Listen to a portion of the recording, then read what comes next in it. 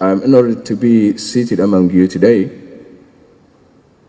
on this issue,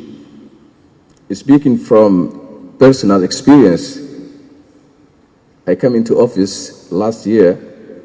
with a clear vision and practical action plan that included a six-pillar government program that has the potential to transform Somalia into a vibrant and prosperous nation. But soon, I come to realize the most significant issues constraining Somalia's development and progress is not lack of elaborate planning, but rather the exclusion from global financing.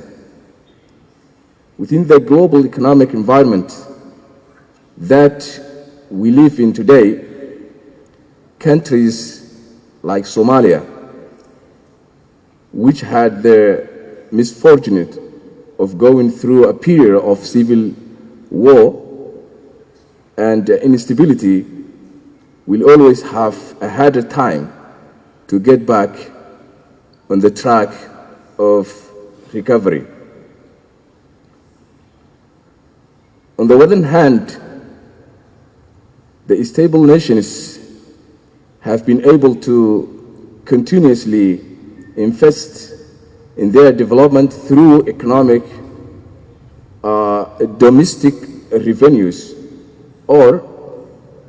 borrowing. On the other hand,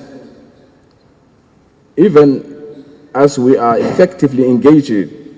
in economic reform to achieve debt relief and are improving our domestic revenue mobilization, public financial management, and the good governance, our growth is still stable.